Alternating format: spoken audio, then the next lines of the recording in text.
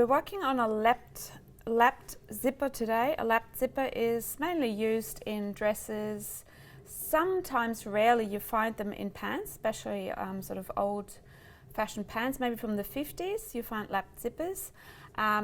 You also find them in skirts. They're quite useful if you don't have an invisible zipper. It's another option of putting a zipper into a pant or a skirt or a dress, as mentioned before. So the method of or order of assembly is slightly different to the invisible zipper. You're starting to stitch your seam up to the opening of your zipper. If you're not quite sure how far you have this opening or how many centimeters, you go by your zipper length. In this case, from here, from that metal bar down here up to the end or the opening here, that's 18 centimeters. That's the length of your zipper. So when you buy an 18 centimeter zipper, that's measured by just along the teeth. So it's not included this part here. So what I've done is measured 18 plus my seam allowance up the top for my waistband and maybe 3 to 5 millimeter longer extra additional, so my opening finishes down here somewhere, so it's not hitting right onto that metal bar on the bottom. So what we're going to do is, having the zipper sitting underneath this opening here, starting on that this side of your garment, pinning the zipper or the garment onto the zipper tape, being flush, so the edge of the garment is flush next to the teeth.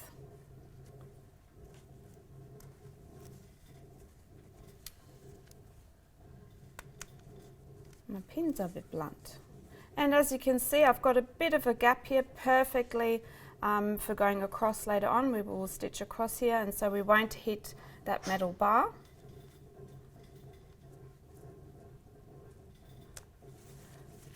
Okay, so we're laying that flat. That one can stay loose, and you can see I've prepared the seam earlier.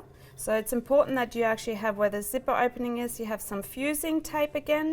You can use the 2 centimeter fusing tape or cut your own.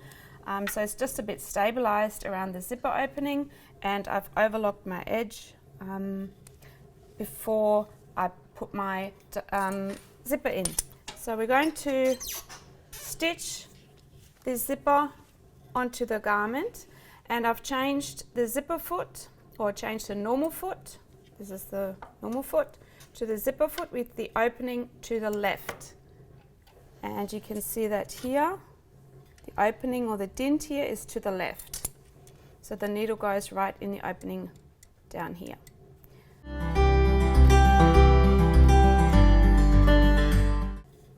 And we're going to turn on the machine. I prefer to have my zipper open. You can also do it with the zipper closed. And I'm going to place the edge of the foot along the edge of the folded garment part along here. Start back tack. I have a darker color thread in this machine, just so you can see what I'm doing. It's a little bit clearer. You can obviously use the same color, and that goes for the zipper color as well. I'm using a darker color, so it's a little bit more obvious for you.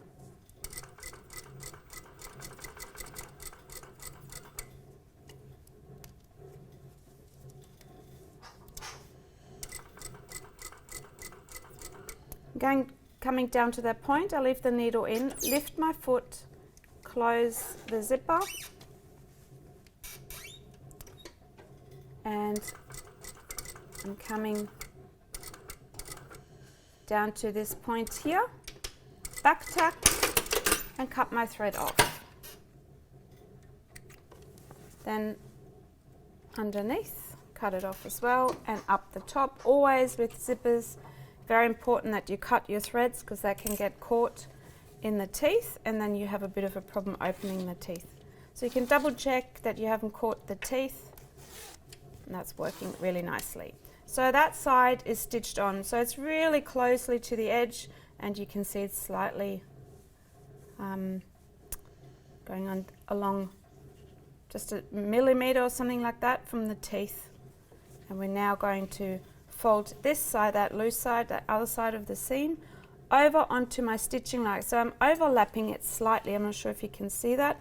It's slightly overlapped, just a tiny amount. So I'm covering my stitching a tiny amount, pinning the seam down onto the other side of the tape, so onto this side, and I'm doing it from the right side of my garment.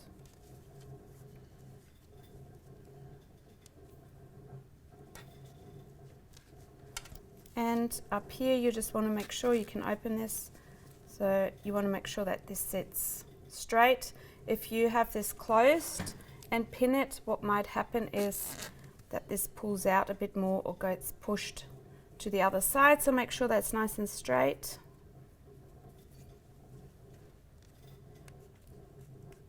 Okay, and now I'm going to stitch the other side on by coming across from this point where I stopped sewing, so from this opening part here.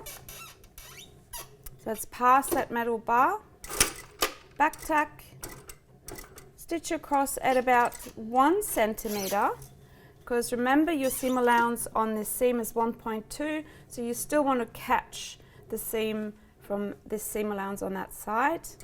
And if you wanted to, you could measure this, that's 1.1, and you can put some pins in so as a guideline if you're not used to sewing without any guide.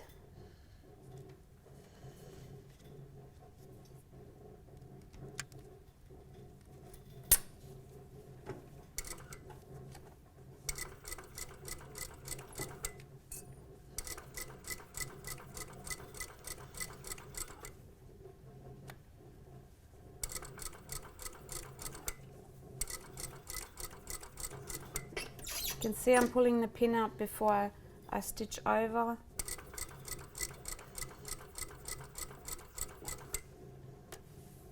Coming up to this point, I'm lifting the foot again. The needle is in the fabric and I'm pulling this open. It's a little bit easier going past that lever. It's not in the way. Back tack. And we're cutting the thread off.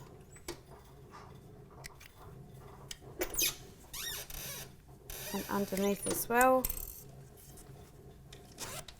And we have a perfect zipper, nice and neat. You have top stitching, but that is an option if you don't have an invisible zipper. It's another way of closing your garment. So remember, you're doing the seam first, and then stitching it on that side, and then pinning across, coming up and stitching across up to the waist again.